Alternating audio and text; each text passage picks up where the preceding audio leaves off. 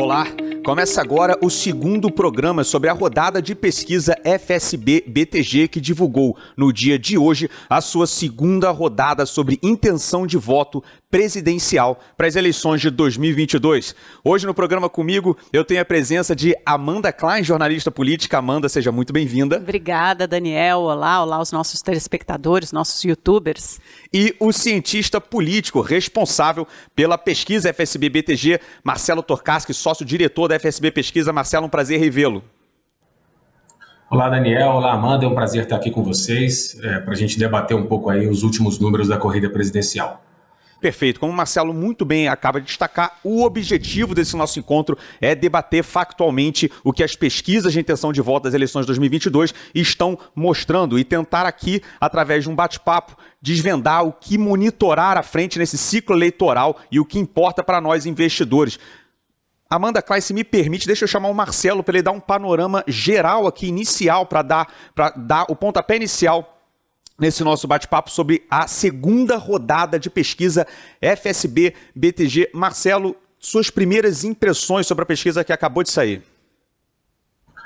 Olha, Daniel, a gente tem primeiro que olhar para o que aconteceu, né, entre a pesquisa que a gente divulgou no dia 21 de março e a pesquisa que a gente divulga hoje. A gente tem, lógico, muita coisa aconteceu ao longo desse pouco mais de um mês, mas a gente tem ali três fatores, né? A gente tem a desistência do Moro, né? O Moro, que era um candidato que girava ali em torno de 8%, 9% das intenções de voto, deixou de ser candidato. Então, para onde foi essa massa aí de eleitores, né? A gente tem a oficialização da aliança PT-PSB com Alckmin, o ex-governador Alckmin de São Paulo, sendo vice de Lula, e a gente tem os acontecimentos da semana passada, né? A condenação pelo Supremo Federal, né, de prisão e cassação do deputado Daniel Silveira e a decisão do presidente, dada no feriado aí de quinta-feira, concedendo aí a graça, né, o indulto para soltar o deputado, enfim, evitar que ele seja preso e perdoar a sua pena.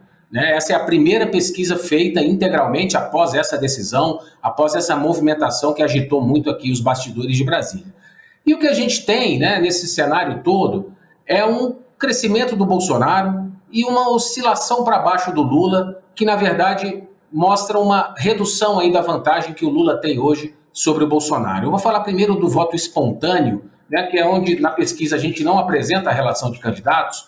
O Lula tinha em março 38, agora ele tem 36. Está dentro da margem de erro, a oscilação, a margem de erro é de 2 pontos, ele recuou 2 pontos, a gente vai precisar entender se isso é ou não uma tendência. Agora, o Bolsonaro ele cresceu para além da margem, ele tinha 27% das intenções espontâneas, agora ele foi para 30%. Então a diferença encurtou ali de 11 para 6 pontos percentuais no cenário espontâneo. Depois, o candidato mais citado ali, no cenário espontâneo, é o Ciro Gomes, que aparece com distantes ali 4% das intenções de voto. No cenário estimulado, a gente testou um cenário completo ali com 13 nomes. E a gente tem um quadro de Lula na liderança, com 41% dos votos, e o Bolsonaro com 32%. Mas, de novo, a diferença entre os dois, que era na rodada anterior de 14 pontos percentuais, ela encolheu agora para 9 pontos, né, de 41 para 32. A gente tem o Ciro com 9, ele se manteve ali na casa dos 9 pontos percentuais, e a soma de todos os outros candidatos, né, à exceção desses 3 que eu já citei, ela saiu de 13 para 5 pontos. Então o que a gente viu foi o eleitor do Moro, ele se dividiu, mais ou menos metade dele provavelmente migrou para o presidente Jair Bolsonaro, até porque do ponto de vista ideológico são eleitores muito semelhantes, né? Eles correm ali numa mesma raia na disputa de voto, e o restante se pulverizou entre indecisos, entre candidatos de terceira via. Agora, a terceira via, sem o Moro, ela deu uma boa desidratada, né? A gente tinha em março, somados os candidatos de terceira via, 24% das intenções de voto. Esse percentual somado agora recuou para 17%, o que só, na verdade, reforça a polarização que a gente tem hoje entre Lula e Bolsonaro. A gente continua ali na casa ao redor de quase 3/4 dos eleitores, ou seja, 3 de cada 4 brasileiros com direito a voto, escolhendo entre o ex-presidente Lula ou entre o atual presidente Bolsonaro. E a terceira via, né, que é muito falada na mídia, enfim, muito discutida, ela continua, né, um mês depois sem empolgar aí o eleitor. Perfeito, Marcelo. Amanda, vou pegar esse gancho então da terceira via. Teve movimentos relevantes ao longo desse mês de abril, ou seja, a própria saída do Moro da disputa presidencial, que o Marcelo pegou aqui, realmente o beneficiário direto disso, pelo menos em intenção de voto, foi o atual presidente Jair Bolsonaro. Você também teve um recuo recente do Eduardo Leite, praticamente por enquanto. Queria ver a sua opinião sobre deixar a candidatura mais aberta, pelo menos dentro do PSDB, para o ex-governador de São Paulo, João Dória, e movimentos também de outros partidos, até formando um bloco e tentando até marcar uma data, a princípio 18 de maio, para anunciar quem seria, ou seja, uma união, uma concentração em torno de um candidato só. Esse anúncio seria então 18 de maio, e aí quem seria esse nome? As suas apurações e seu acompanhamento dessa conjuntura político-eleitoral dessa terceira via, Amanda? Então, Daniel e Marcelo, hoje aconteceu um fato importante, porque eu estava até apurando aqui no caminho para o BTG, falando com alguns dirigentes partidários, representantes da terceira via, gente muito próxima, inclusive, do Luciano Bivar, do União Brasil. Hoje estava marcado um jantar em São Paulo, que teria a participação dos dirigentes partidários e também dos pré-candidatos à presidência da República. Só que na última hora, ontem, no final da tarde, início da noite, Luciano Bivar e Simone Tebet disseram que não iriam participar. Desmarcaram a sua participação, inclusive a campanha de Dória emitiu uma nota. E hoje, de manhã, eu fui atrás tentando apurar, afinal de contas, o que havia acontecido, porque eles alegaram problemas de agenda. Obviamente a gente sabe que isso é uma desculpinha para boi dormir, não é assim que acontece. E o que eu apurei, principalmente com dirigentes do União Brasil, é que esse encontro será mantido só que somente entre os dirigentes partidários, ou seja, sem a presença dos pré-candidatos. E o que eles alegam? Ora, não seria bom que a gente tivesse a presença de Simone Tebet, Luciano Bivar ou João Dória, sendo que os dirigentes partidários estão discutindo justamente os critérios para definir a escolha do pré-candidato. E aí, no momento ou em outro, eles podem ser obrigados a falar das vantagens ou desvantagens de determinado pré-candidato. E com a presença deles ali, isso poderia causar um certo constrangimento. Por isso, não seria salutar que eles participassem, que o mais importante é ter o apoio do partido e não do pré-candidato em si. Ou seja, esse encontro está mantido para hoje, só que somente entre os dirigentes partidários. E o que isso sinaliza, principalmente no União Brasil? A gente tem visto que muitos desses candidatos eles falam num consórcio, eles falam numa integração da terceira via, mas ninguém aceita abrir mão da cabeça de chapa. A Simone Tebet, por exemplo, falou numa entrevista ao UOL na semana passada que não aceita ser vice de ninguém. E agora, conversando com o pessoal do União Brasil, eles fazem a seguinte ponderação: a gente tem um caminhão de dinheiro do fundo eleitoral, temos tempo de TV, temos capilaridade partidária, por que nós iríamos abrir mão da cabeça de chapa? E mais, eles propõem um novo critério para definir quem será o pré-candidato, que é aquele pré-candidato tenha sido chancelado pela executiva nacional do partido. Só que, obviamente, isso esvaziaria tanto o João Dória, a gente sabe da dissidência, da fragmentação que tem no PSDB, como até mesmo do MDB. A gente viu recentemente o jantar dos senadores no Nordeste com o Lula. O único pré-candidato hoje que tem o aval por unanimidade da executiva para ser pré-candidato do partido é o Luciano Bivar. Ele é o único que goza desse benefício, dessa prerrogativa. Ou seja, seria um critério para favorecer a escolha do Bivar. E tudo caminha para o seguinte raciocínio: porque a União Brasil, então, não vai ser cabeça de chapa, vai abrir mão, porque todos têm a mesma intenção de voto, né, Marcelo? Na margem de erro, a gente tem todos, Tebet, Bivar e acho que até o Bivar é contemplado nesse cenário de vocês, né, de hoje, do BTG-FSB. Eles têm entre 1% e 3% das intenções de voto. Então, qual vai ser o critério para definir quem será o candidato? Certamente, cada partido vai querer puxar a sardinha para o seu lado. Esses representantes do União Brasil disseram que a União Brasil vai ter uma candidatura, não importa o cenário, eles vão ter uma candidatura e esse nome pode, inclusive, ser anunciado essa semana se você não chegar a um acordo com os demais partidos. Ou seja, o que a gente está vendo aqui é um cenário em que essa terceira via pode se esfacelar e pode se fragmentar totalmente e cada partido sair com seu candidato se não encontrarem um ponto de convergência, se não encontrarem esse interesse em comum. E isso hoje está muito difícil, mas caminha pelo menos para alijar a candidatura do PSDB, que já ficou muito claro, não tem unidade interna. Interessante. Os dados que o Marcelo acabou de trazer reforçam essa dificuldade, até pelo menos numérica, nessa etapa do ciclo eleitoral, de ver algum candidato realmente despontando. E a saída do ex-pré-candidato a Sérgio Moro acabou até aumentando a polarização, não é isso, Marcelo, que a gente viu, à medida que desidratou ainda mais o conjunto, né, dos pré-candidatos tidos ou chamados aí como terceira via. A Amanda trouxe aqui, dentro dessa conversa, dessa tentativa de integração que está tendo dessa terceira via, Marcelo, existe também muita composição. Quem vai ser o cabeça de chapa, mas também quem compunharia a chapa ali como vice, né? E a gente até discutiu aqui na primeira rodada, há um mês atrás, com a participação do professor Murilo da Arco, essa composição de vice, essa composição de chapa, o que ela tende a mexer no imaginário popular do eleitor, traz voto, atrapalha voto, e a pesquisa dessa segunda rodada FSB-BTG fez essa pergunta direta e estatisticamente trouxe alguns resultados interessantes, Marcelo. Vamos lá, primeiro eu queria só voltar a um ponto que a Amanda colocou e dar um dado aqui que eu acho que corrobora muito o que ela está colocando. A gente testou nessa segunda rodada cenários hipotéticos de 3 nomes, né? Apenas 3 nomes, Lula, Bolsonaro e um terceiro candidato, para a gente ver quem era o nome dessa terceira via que mais aglutinava eleitores, numa hipótese que a gente sabe que não vai acontecer daqui até outubro, de a gente ter só um terceiro candidato único. Mas o fato é que Dória, Eduardo Leite e Simone Tebet, todos eles ficam no mesmo patamar. O Dória teria 9% nessa simulação, e Eduardo Leite ou a Simone Tebet teriam 8% cada um dos dois, né, quando tem o seu nome colocado sozinho. Ou seja, eles estão hoje no mesmo degrau. É muito o que a Amanda colocou mesmo na primeira resposta dela. Agora, sobre a questão do vice, né, muito se discutiu sobre a questão do Alckmin no PT, né, não no PT, mas como uma aliança ali para apoiar e ser o vice do Lula, e também, né, a escolha do vice do Bolsonaro. Durante muito tempo se falou que o Bolsonaro queria atrair uma mulher que fosse do Nordeste para tentar reduzir a rejeição, e ao que tudo indica, pelo menos, né, hoje, aqui no final de abril, a tendência é que o vice seja o general Braga Neto, ex-ministro da Defesa.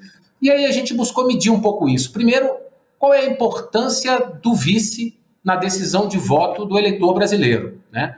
E a gente vai ver que, assim, de maneira geral, 73% dos eleitores dizem, olha, o vice é importante, mas só 29% dizem que ele é importante e decisivo para a escolha de voto.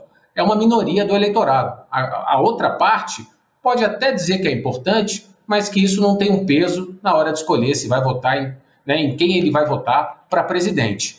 Agora, a gente mediu também, obviamente, qual é o peso do Alckmin para o Lula e qual é o peso do general Braga Neto para o Bolsonaro. E aí é que eu acho que o cruzamento traz dados bastante interessantes. Primeiro, entre os eleitores do Lula, né? Na pesquisa, quem declara voto no Lula em primeiro turno, 39% dizem que o vice, sendo o vice o Geraldo Alckmin, aumenta a chance da pessoa votar no Lula. 50% não faz diferença e só 9% dizem que a presença do Alckmin na chapa diminui a vontade desse eleitor votar no Lula. Ou seja, aquela discussão também, né, de que o PT ou os petistas não aceitavam tanto o Lula, está muito mais restrita, o Alckmin, desculpa, está muito mais restrita aos dirigentes partidários, às linhas, às correntes do PT, do que ao eleitor lulista de maneira geral. E chama atenção também que entre os eleitores de outros candidatos, no agregado de quem vota em outros candidatos que não Lula e nem Bolsonaro,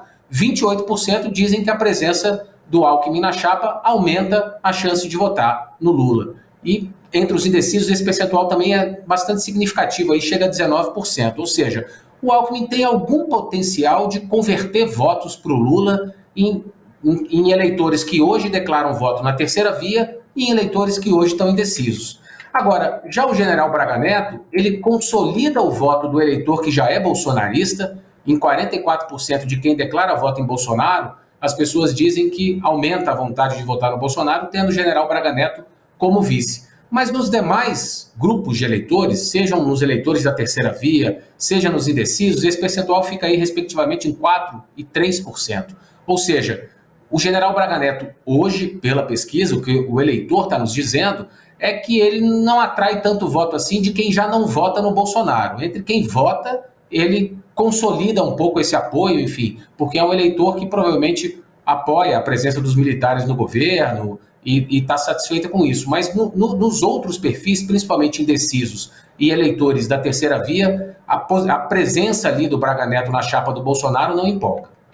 Eu vou querer voltar com você para depois pegar as apurações da Amanda lá de Brasília, porque como você muito bem disse na introdução, essa é a primeira pesquisa que a população está tendo acesso que já capta de alguma forma a volta, a retomada da escalada das tensões entre os poderes que teve aí com o personagem central, o ex-deputado Daniel Silveira, prisão, depois o indulto e agora uma possível tréplica aí por parte do Supremo Tribunal Federal, aumentou a temperatura de novo entre o Executivo e o Supremo.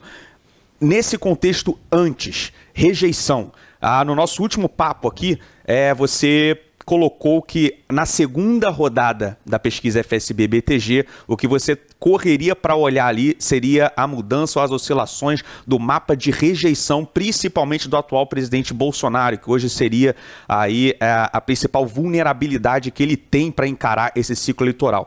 A sua opinião sobre a rejeição e até alguma análise do que essa retomada de tensão, isso ajuda ou atrapalha essa dinâmica de concentrar mais o eleitor bolsonarista ou afastar mais ou incentivar mais o anti-Bolsonaro? E aí também alguma visão da Amanda sobre essas últimas 72 horas de Brasília, essa volta da escalada das tensões entre os poderes. Marcelo, sua visão sobre rejeição e talvez esses acontecimentos recentes ajudam ou atrapalham nessa dinâmica eleitoral do Bolsonaro de tentar diminuir sua rejeição para ganhar mais fôlego na corrida eleitoral? Vamos lá, Daniel. Como eu falei, né, essa é a primeira pesquisa feita, né, as entrevistas começaram na sexta-feira, então ela já foi feita ali no calor desse episódio. A gente não pergunta nada específico sobre o episódio do Daniel Silveira, do STF, porque a pesquisa tem que ser registrada 6 dias antes no Tribunal Superior Eleitoral e a gente não pode mudar o questionário. Então ela foi registrada na terça-feira, antes dessa confusão toda.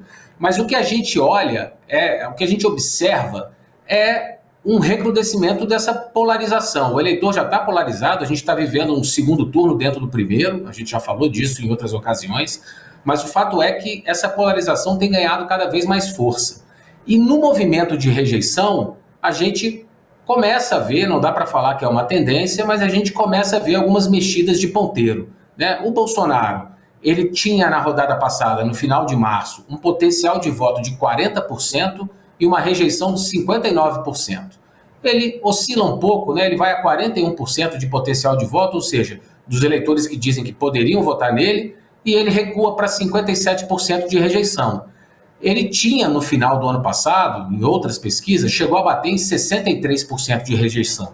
Então ele parece estar no movimento lento, mas gradual, de redução aí dessa taxa de rejeição.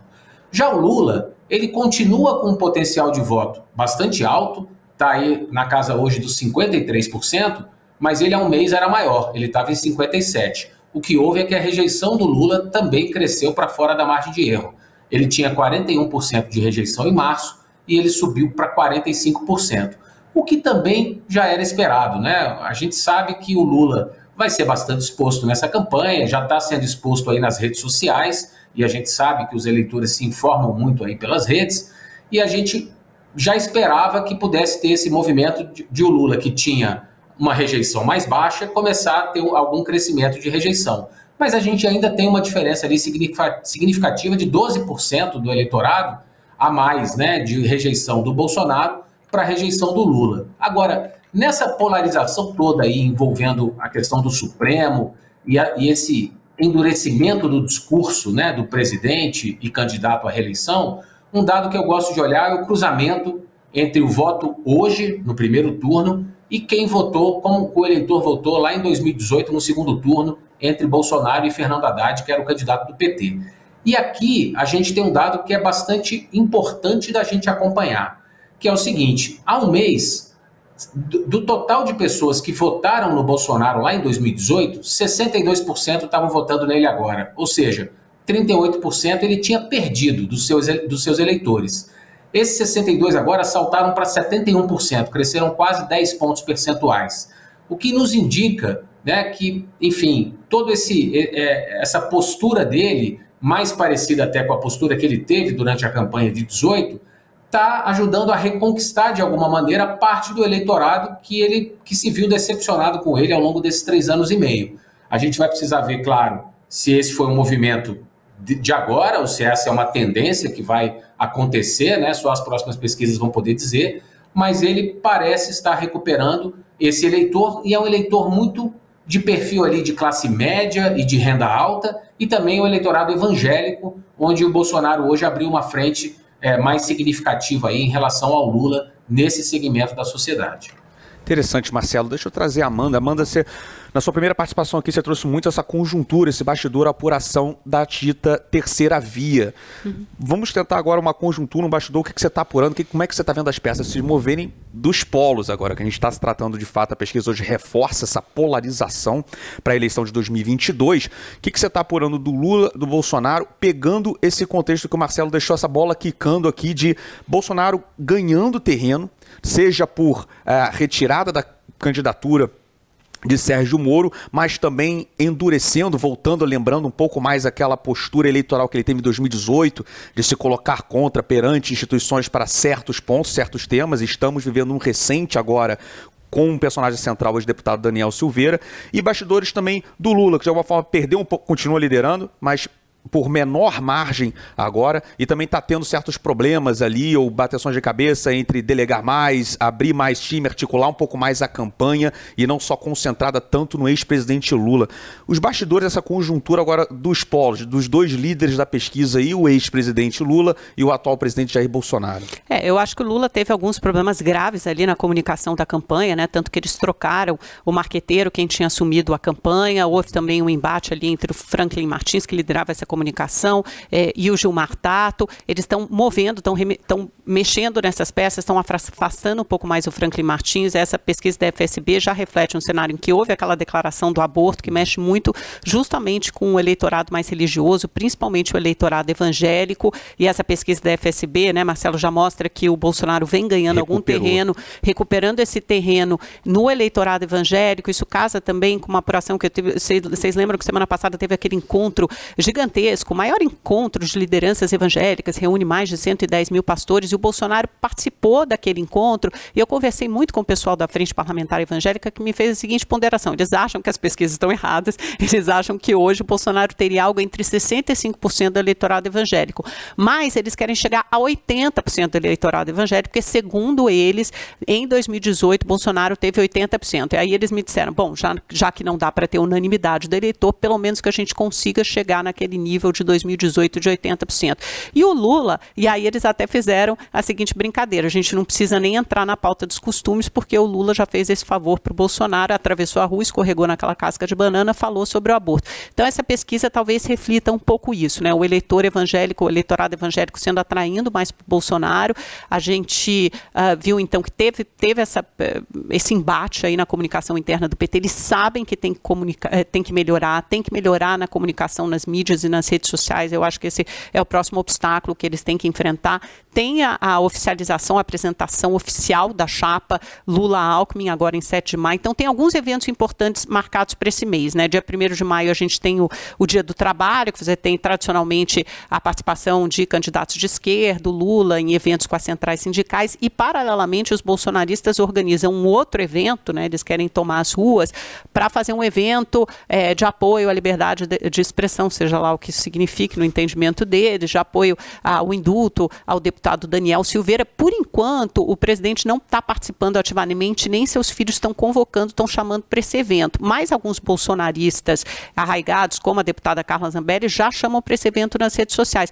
Vamos ver, eu acho que por enquanto eles se movem com cuidado, até para saber se esse tipo de evento vai agregar apoio, vai ter público ou não, ou se eventualmente pode ser um fracasso de público. Acho que se eles sentirem que pode ser algo como o 7 de setembro, talvez nem tanto, mas enfim, que possa atrair muito público para as ruas, eles participem ativamente, chamem, convoquem, até por meio das lives ou das redes sociais, para participação nesse evento. Caso contrário, não, porque pode frustrar suas pretensões, e aí seria um jeito de contrabalançar essa presença do Lula no Dia do Trabalho nas centrais sindicais com as ruas cheias de bolsonaristas. Agora, eu acho que vai ser muito importante, né, Marcelo, observar os próximos primeiros capítulos desse evento do indulto ao Daniel Silveira, porque eu imagino que na sexta-feira, quando a pesquisa sai às ruas, muita gente nem sabe que aquilo aconteceu, né, ou aquilo não afeta diretamente a sua vida. Agora, será que vai haver uma escalada dessa crise institucional? Como o Supremo vai responder? Vai aceitar a graça concedida ao Daniel Silveira ou, de alguma forma, vai tentar assustar esse ato do presidente da República, vai questionar isso? Eles vão julgar as ADPFs.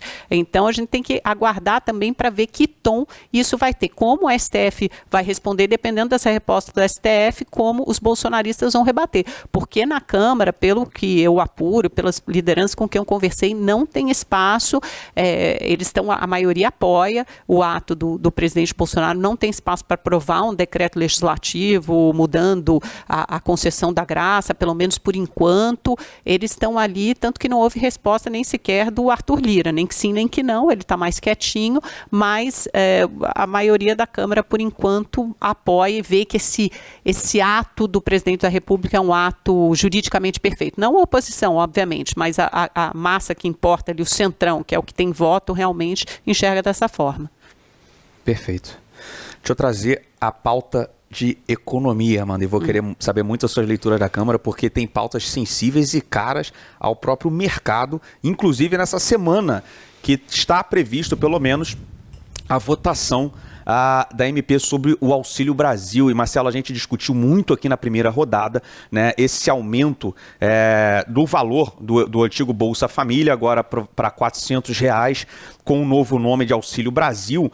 A pesquisa anterior estava muito ainda no começo, quando esse novo benefício estava começando a ser pago, mas todos nós concordamos de deixar aqui, sem dúvida, esse ponto em aberto para as próximas pesquisas a gente monitorar se essa nova benefício Auxílio Brasil iria de fato conseguir ter o efeito eleitoral ali de melhorar a aprovação do governo, melhorar a popularidade, quem sabe até capturar mais votos para o atual presidente. E essa MP tem data prevista para ser votada na Câmara essa semana, sendo que já tem emendas para aumentar o valor de R$400 para R$600, que aí é um perigo fiscal que daqui a pouco eu vou apurar com a Amanda, não só essa, mas outras pautas econômicas também no curto prazo. Marcelo, o que esse tópico de Auxílio Brasil trouxe? O que as pesquisas conseguiram revelar nessa mudança da rodada de março para essa rodada de abril sobre esse tópico de Auxílio Brasil?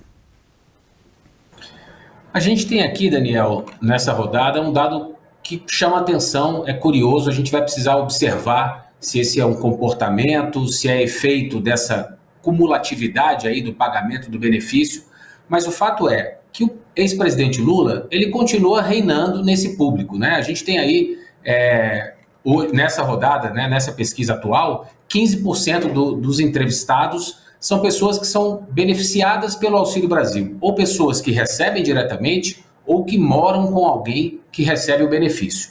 O Lula continua vencendo, ele tem 50% das intenções de voto entre os eleitores que recebem, contra 18% do Bolsonaro, e entre quem não recebe, mas mora com alguém que recebe, ele tem 47% contra 28%. Agora, o Lula perdeu votos nessa turma, né? Ele tinha, há pouco mais de um mês, entre os beneficiários diretos, 59%, agora caiu para 50%, e entre os beneficiários indiretos, né, vou chamar assim, ele recuou de 58% para 47%. O Bolsonaro não captou todo esse volume, né? O Bolsonaro, ele cresceu de 17% para 18%, cresceu um ponto só entre os entrevistados que recebem, e cresceu um pouco mais, 3 pontos, de 25% para 28%, entre os entrevistados que não recebem, mas que moram com alguém que recebe. A maior parte desse eleitor que deixou de votar no Lula, né, desse beneficiário que deixou de votar no Lula, ele passou a ficar a dizer que não vai votar em ninguém, né? Ele foi ali para o branco, nulo e nenhum. Ele é um eleitor que está ali no meio do caminho para uma indecisão ou para tomar uma nova decisão de voto. O que a gente precisa observar é se isso, né, esse eleitor está ficando em dúvida, será que então eu não voto no Lula e voto no Bolsonaro, ou voto em outro nome? Enfim, como é que isso vai se dar? A gente sabe que o governo, obviamente, já começou isso nas redes e até na propaganda partidária, vai explorar muito essa questão do Auxílio Brasil, né? A gente discutiu na outra conversa nossa do mês passado a própria questão do nome, né, da infelicidade que o governo teve de trocar, há poucos meses da eleição, o nome de Bolsa Família, tudo bem que era uma marca do PT, mas por um nome de Auxílio Brasil, que tem essa conotação aí de uma coisa temporária, que vai acabar ali depois da eleição, e a gente sabe que a oposição usou isso muito para atacar o governo, mas o governo vai ter tempo, parece ter tempo de trabalhar um pouco essa imagem, de mostrar que o auxílio é o Bolsa Família, de que é um programa, que não vai terminar ali depois que a eleição passar. Então, hoje é um sinal de alerta ali para a campanha do ex-presidente Lula. Ele perdeu um pouco de intenção de voto nessa turma, e na turma que não recebe o Auxílio Brasil, que eu estou falando aqui da maioria do eleitorado brasileiro, 85% dos eleitores, a gente teve uma redução da diferença. Foi ali que se deu, principalmente, a redução da diferença entre Bolsonaro e Lula. O Lula manteve os 40% de votos nesse público, mas o Bolsonaro cresceu de 30 para 34. Então ele avançou um pouco na classe média, enfim, no público de renda mais alta. Vamos ver como isso vai se comportar nas próximas pesquisas, mas esse é o indicador que chama a atenção nesse momento da corrida eleitoral. Vamos observar o que vai acontecer daqui para frente. Interessante, Marcelo, que acho que até bate um pouco com esse bastidor que você trouxe, né, da própria pré-campanha ou da campanha do ex-presidente Lula, essa desorganização, essa tentativa de algumas falhas de alguns depoimentos mais, né, muito mais à esquerda do próprio ex-presidente Lula, contra pautas de aborto, etc. Lula perdendo uma porcentagem relevante aqui dentro do público que, teoricamente, né, era ali mais identificado com ele, se quer receber Bolsa Família, virou Auxílio Brasil, perdendo quase 10 pontos entre pessoas que recebem direto ou indiretamente esse benefício. Chama atenção e bate um pouco esse bastidor que você trouxe pra gente, Amanda. Ainda no Auxílio Brasil, a Câmara, teoricamente, está marcada ou agendada para votar, inclusive essa semana, que se inicia agora, com essa segunda-feira, a MP do Auxílio Brasil. Por que eu falo teoricamente? Porque existe também uma corrente que defende não votar, deixar caducar, porque você consegue apenas estabelecer por decreto, você não corre o risco de abrir plenário para ter que votar e, às vezes, correr aqui certos riscos. O valor de 400 subir para 600, um auxílio que, teoricamente, tem data para acabar no ano que vem se tornar permanente, e aí trazer de novo o risco fiscal. Os próximos 2 meses a Câmara retoma, vamos dizer assim, um protagonismo legislativo mais forte. Não só porque passado agora o novo calendário do Carnaval, mas de fato você teve obstáculos, vamos dizer assim, de datas eleitorais importantes, seja fim de descompatibilização, fim de federação que ocorre no final do mês, mas você só retoma agora lá para julho, que são as convenções partidárias. Então maio e junho parece um terreno mais propenso ali para a atividade legislativa fluir, mais no legislativo e menos nos redutos eleitorais. O que você está vendo desse ambiente legislativo, votações, propensões, vão se ter pautas ali importantes para se discutir até avançarem, ou por mais que você esteja 2 meses um pouco mais calmo do calendário eleitoral, o ano é eleição, é só isso que importa. Mas lembrando aqui de pauta econômica, a gente tem MP do Auxílio Brasil, a gente tem piso de enfermagem que pode vir também mais um risco fiscal, auxílio de ônibus e entre outras pautas que são caras assim ao mercado, ou é eleição e não tem outro tema? Eu acho que é principalmente eleição, né? As grandes reformas, falava-se aí talvez na reforma tributária avançar alguma coisa no Congresso, no Senado, mas a gente vê que isso não vai acontecer, né, Daniel? Já está todo mundo totalmente com a cabeça na eleição, só se fala nisso. Acho que talvez essas pautas pequenas, mas também acho que é um ano em que o governo vai querer fazer bondades eleitorais, bondades econômicas, a gente já viu isso, tem um pacote de bondades, eu acho que talvez um risco maior, algum tipo de aumento para o funcionalismo público. O presidente Bolsonaro anunciou esse aumento linear, né? Quer dizer, não foi um anúncio oficial, mas enfim, estava trabalhando, o Ministério da Economia já estava com esse anúncio linear aí de 5%, mas você tem categorias que estão pressionando por mais, as forças de segurança, um eleitorado caro ao presidente Bolsonaro, tem os funcionários do Banco Central também, então você tem aí uma pressão que pode talvez acabar arredondando aí em algum gasto maior.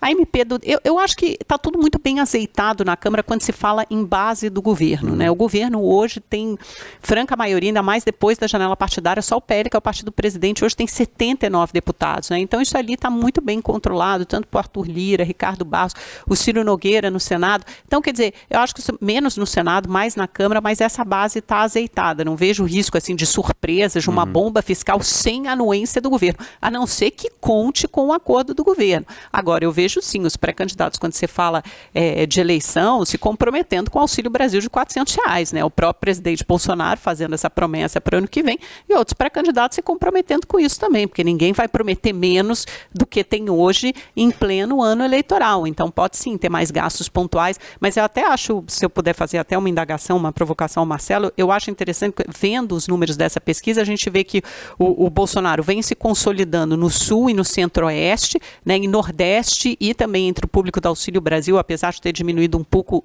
Lula continua como franco favorito quando você vê o detalhamento, o recorte por renda, até um salário mínimo. É interessante esse recorte que a FSB faz, porque primeiro ela faz até um salário mínimo, depois ela faz entre 1 e 2 salários mínimos. Então, nesse público também, o presidente Lula, principalmente até um salário mínimo, domina. Aí você tem nas classes médias altas, classe média alta, né, 2 a 5, acima de 5 salários mínimos, já com uma vantagem do presidente Bolsonaro, e você tem ali uma vantagem pequena, quase dentro da margem de erro, acho que dentro da margem de erro, né, Marcelo, no Sudeste principalmente, vai ser, esse é o baixão da disputa, grande baixão da disputa da eleição. Claro que o Bolsonaro vai querer recuperar terreno no Nordeste, mas a disputa vai se dar sobretudo nos maiores colégios eleitorais que ficam aqui no Nordeste, os 3 maiores. Amanda, excelente seu ponto, você tem toda a razão. Nordeste e Sudeste juntam mais de 70% do colégio eleitoral brasileiro, né? Ou seja, a eleição, não estou aqui me desfazendo das outras regiões, mas a eleição se define nessas 2 regiões, né? Mais de 7 de cada 10 votos vêm de eleitores dessas 2 regiões, 42% mais ou menos Sudeste, 22% mais ou menos no Nordeste.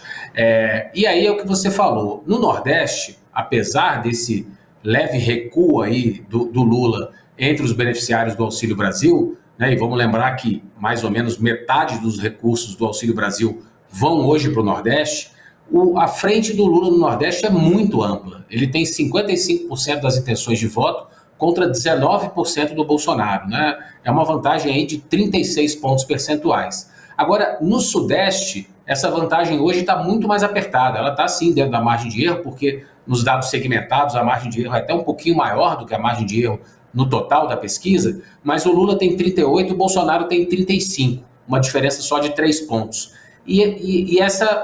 Esse eu acho que vai ser um cenário decisivo. Vamos imaginar que seja difícil para o Bolsonaro recuperar grande terreno no Nordeste, né? A gente tem pesquisas em estados do Nordeste onde o Lula aparece com 60%, 70% das intenções de voto, mas no Sudeste o Bolsonaro tem mostrado algum crescimento e tem tido alguma recuperação, e a gente está falando do maior colégio eleitoral do país. O que a gente vai precisar observar é como é que vai se dar, de novo, a rejeição do Bolsonaro, porque ela também é grande no Sudeste, né? Ela é maior no Sudeste do que em outras regiões.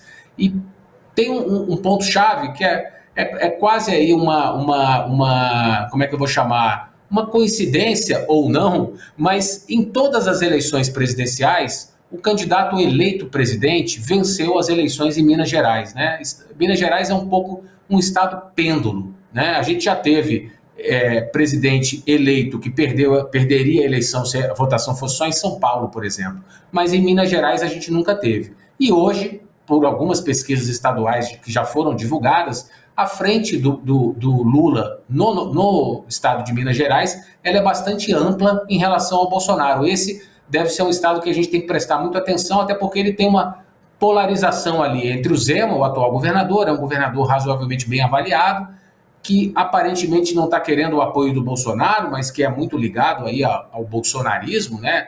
Ao tipo de eleitor que vota no Bolsonaro para presidente e em 2018 votou no Zema para governador também. Mas a gente tem a figura do prefeito de Belo Horizonte, o Alexandre Calil, que é um prefeito também muito bem avaliado, que aparece nas pesquisas com bastante força, porque ele é muito bem avaliado e muito conhecido na capital e na região metropolitana, mas ainda mais desconhecido no interior do estado, mas que, se for apoiado pelo Lula, tem uma boa chance ali de fazer uma dobradinha, uma casadinha de votos. Então, eu considero que na região Sudeste, claro que São Paulo é super importante, metade dos eleitores do Sudeste estão em São Paulo, então a gente tem que observar o eleitorado de São Paulo e como é que vai dar, inclusive, a disputa para governador, né? Haddad pelo PT e o Tarcísio de Freitas, o ex-ministro da Infraestrutura, apoiado pelo Bolsonaro. e tem, lógico, outros candidatos, como o atual governador Rodrigo Garcia, o Márcio França, que deve ser candidato, mas talvez não seja, ainda tem uma indefinição, mas o fato é que, além de São Paulo, Minas é um estado que a gente tem que observar muito como é que o eleitor vai se comportar na votação presidencial, para a gente entender como é que vai ser a dinâmica aí no Sudeste. Perfeito, Marcelo. Deixa eu já trazer para o encerramento, acho que dá a palavra para a Amanda. Amanda, não sei se você tem mais alguma consideração, mas o encerramento seria basicamente para você recapitular, resumir essa conjuntura político-eleitoral e o que monitorar para esse mês de maio que se avizinha. Semana que vem estamos sob o início de um mês, de um novo mês. Você já trouxe aí movimentação. O que olhar, o que monitorar, quais os principais personagens ou agentes políticos a gente observar mais de perto nessa movimentação, tanto dos polos, ou seja, do ex-presidente Lula com o atual presidente Jair Bolsonaro, mas também na dita terceira via desse mês de maio e que já antecede aí quase 6 meses da urna, 6 meses do mês de outubro. O que você estaria olhando, o que você chamaria a atenção para esse mês de maio, para a gente observar dessas peças políticas, Amanda? Então, um pouquinho eu já falei, né? Então, o lançamento da candidatura agora já no começo do mês, oficialização, né, da chapa Lula-Alckmin, com um grande evento no IMB, com a participação de políticos, de senadores, 7 de maio, né? Até onde eu apurei, com presença de políticos, senadores e artistas, cantores. Então, fazer um grande evento mesmo no IMB para atrair a atenção e lançar oficialmente essa chapa de pré-candidatura Lula-Alckmin. A gente vai ter a definição da terceira via, por informações que eu tive hoje, se o negócio azedar ali na reunião de dirigentes partidários, pode até ser anunciado nessa semana, e aí pode representar de vez uma fragmentação e esfacelamento dessa terceira via, mas como a gente já colocou, o Marcelo já colocou, eu acho que talvez a imprensa dê mais atenção do que deveria para a terceira via. O próprio eleitor. Porque certamente muito mais do que o eleitor, porque a terceira via só tem um nome, quer dizer, não tem um nome e muito menos tem menos votos ainda, né? Não tem voto. E, além disso, eu acho que os próximos capítulos dessa crise institucional, dessa queda de braço com o Supremo Tribunal Federal, se isso pode desandar e azedar ou não, e eu acho que se caminhar para um cenário mais próximo ao 7 de setembro. Não acredito nisso, não por obra e graça do Bolsonaro. Acredito nisso por parte do Supremo, porque eu acho que eu vejo hoje, conversando com o ministro Supremo, o Supremo muito mais cuidadoso, dizendo, não, a gente não precisa acender um fósforo para saber que aqui tem fogo, eles sabem que aqui tem fogo, é ano eleitoral, então e eles querem andar de uma forma colegiada, unida, né? Então nenhuma decisão monocrática, nenhuma decisão sozinha, não, uma decisão unificada do Supremo Tribunal Federal. Mas se isso desandar, por exemplo, se a gente voltar para um cenário próximo ao 7 de setembro, eu acho que isso poderia alijar ou afastar eleitores de centro, gente que o Bolsonaro perdeu lá atrás, se arrependeu de votar no Bolsonaro, mas pode voltar porque não quer votar no Lula de jeito nenhum. Agora, se eles enxergarem o Bolsonaro como alguém que ameace o sistema, talvez isso afaste os eleitores de centro. Agora, consolidar entre os radicais que já são bolsonaristas de carteirinha, o Bolsonaro nem precisava ter feito isso, Daniel Silveira, porque esse eleitor já está com o Bolsonaro, já vai com o Bolsonaro de qualquer jeito. Então, acho que é isso. Definição da terceira via, anúncio oficial da chapa Lula-Alckmin e os próximos capítulos dessa queda de braço com o Supremo, dessa crise institucional, que de qualquer forma é muito ruim, né? Verdade seja dita, é isso, porque acaba sendo uma afronta ao Supremo Tribunal Federal e a gente não sabe que tipo de cenário a gente terá mais para frente, né? Deixa uma dúvida, uma nuvem de insegurança e de incerteza muito grande. Não só para a eleição, mas até para o pós-eleitoral. Para o pós-eleitoral, exatamente. Acho que abre perspectivas muito negativas nesse sentido. Agora, a massa do eleitorado não vê isso, só vai ver se tiver próximos capítulos, se essa crise, se tiver desdobramentos mais factíveis e mais concretos dessa crise. Perfeito, Amanda. Muito obrigado. Marcelo Tokasky, as considerações finais dessa segunda rodada FSB e BTG e aquela pergunta também, o que você já está mais aí de alguma forma angustiado, ansioso para pegar na terceira rodada do mês de maio, a terceira rodada da pesquisa FSB-BTG, o que você está mais ali já esperando que saia? Primeiro tópico que você quer buscar e olhar lá nos dados, Marcelo. Olha, Daniel, a gente tem que olhar para alguns dados, né? Até um que a gente não comentou aqui, então comentando rapidamente, que é a avaliação de governo, né? A avaliação de governo do Bolsonaro, ela continua ruim, ele é reprovado pela maioria do eleitorado, 51% de ruim e péssimo, né? Avaliam o seu governo como ruim e péssimo, mas ele vem, de novo, numa tendência de uma lenta e gradual melhora. Ele tinha 53% de ruim e péssimo ao mês. O ótimo e bom estava em 29%, oscilou para 30%, o regular foi de 17% para 19%. Ou seja, ele está no movimento de alguma recuperação de imagem, favorecido pelo fim da pandemia, obviamente, né? As pessoas estão retomando a sua vida, estão indo para shows, estão circulando, enfim, estão podendo viajar novamente, estão pelo lado econômico, né? O ambulante que estava lá sem poder vender direito, certamente o movimento pode estar melhorando, o comércio, etc., e isso provoca um caldo ali, né, de um humor um pouco melhor no eleitorado, e isso tende a favorecer o governo. Claro que a gente vai precisar observar a velocidade desse movimento. Essa velocidade, por enquanto, é pequena, né? A gente está se aproximando aí, a partir do dia 3 de maio agora, a gente passa a ter 5 meses para a eleição e a contagem regressiva está se acelerando. A outra coisa, eu sempre gosto de falar, rejeição, super importante a gente observar. O Bolsonaro está nessa perspectiva de melhora, uma certa redução da rejeição, mas até onde vai essa melhora da rejeição? Qual é o teto? O Bolsonaro, ele hoje tem um piso grande, ele tem uma avaliação de 30%, ele tem mais de 30% das intenções de voto, 32% em primeiro turno, ele vai a 36% dos votos em segundo turno, mas ele tem um teto, ele não passa muito disso, porque ele tem uma rejeição alta. Então a gente vai precisar observar muito isso, E, lógico, como é que o Lula vai se portar daqui para frente, A Amanda comentou, o Lula, no último mês aí, deu algumas escorregadas do ponto de vista de marketing eleitoral, defendeu a questão do aborto, depois deu uma recuada, já recuou na questão da reforma trabalhista, não vou revogar a reforma, eu vou mudar alguns pontos. Ele está tendo que dosar o seu discurso também, e a gente vai ter que acompanhar como é que o eleitor vai reagir a esse posicionamento do Lula daqui para frente. A gente viu a rejeição dele crescer um pouquinho, vamos ver como é que isso vai se dar aí no próximo mês. Eu acho que essas são as variáveis que lá no domingo à noite, na próxima pesquisa, eu vou olhar para o banco de dados no primeiro momento e vou olhar para começar a tirar as conclusões aí a respeito do que está acontecendo. Perfeito, Marcelo. Deixa eu agradecer a sua participação, sócio-diretor do Instituto FSB Pesquisa, Marcelo Tokarski. Muito obrigado. Nos vemos no mês de maio e Amanda Klein, jornalista política, muito obrigado pela sua presença aqui nessa segunda rodada. Obrigada, foi um prazer participar. E lembrando até que os bolsonaristas falam muito, o pessoal da campanha do Bolsonaro, viu, Marcelo, eles enxergam junho, julho como momento de virada. Eles acham que o Bolsonaro conseguiria ultrapassar o Lula nesses meses. Acho que a pesquisa FSB certamente responderá essa pergunta, se isso será possível. Estaremos atentos aqui. A você fica o convite para se registrar no canal, deixar o seu like e nos vemos na próxima edição, no terceiro mês da rodada FSB BTG a ser realizado no mês de maio. A todos um grande abraço.